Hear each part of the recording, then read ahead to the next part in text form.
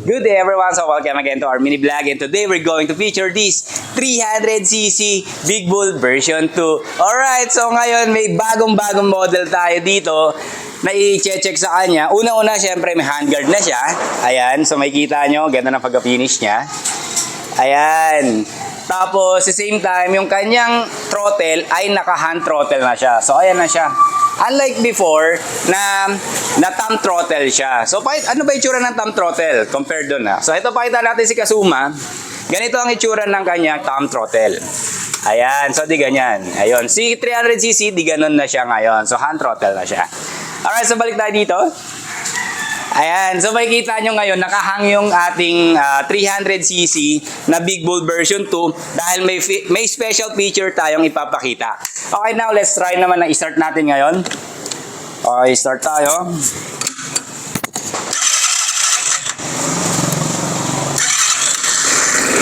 Ayan.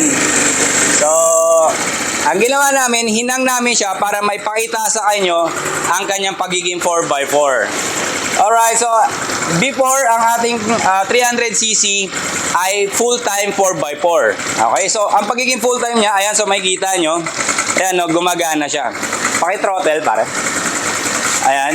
So pag ayan, laging ganyan yan, hindi siya pwede mag 4x2 na optional. Okay, so ngayon may pinarating tayong bagong model at meron dito sa ating store ang kanyang optional na pwede siya maging 4x2. Alright. So kanina nakita nyo, dalawang gulong yung gumagana mula sa harap, tapos yung sa likod. Ngayon naman, umaandar na yan at likod na lang ang gumagana. Ayan, so makikita nyo, likod na lang. So kung mag-going kayo into high speed, ayan o, mas maganda na siya ngayon. 4x2 na. Ayan. Ayan, so kakatanggal lang natin. Galing sa pagkataas. Ngayon naman, ito, nakababa na siya. Check natin yung kanyang ilaw. This is the low and this is the high. Low, high. Ayan. So makikita nyo, meron siyang lower. Ayan. And signal light to my left, and signal light to my right. So also have here the hazard. Ayan. Hazard, same time busina. Okay, so ngayon check naman natin ang kanyang winch. Ayan. So this is the winch. Okay, balik lang natin. Alright. Ayan, so check natin siyang i-forward. Let's go forward. Ayan, naka 4x2. Ayan o. So, makikita mo at mararamdaman mo, by experience po, ang 4x2 natin kapag nakaganito ay mas magaan yung kanyang handling.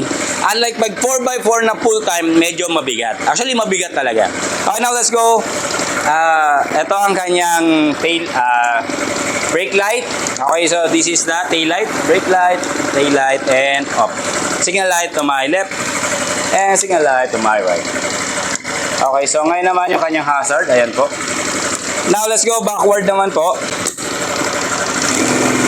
Ayan, so let's go backward. Ayan, ang smooth niya ng gamitin. Ayan. Ayan, so sa lahat po nagnanais na magkaroon ng ganitong klaseng unit, i-call nyo lamang po kami sa number na makikita nyo sa screen or sa comment section. Happy holidays everyone, and God bless.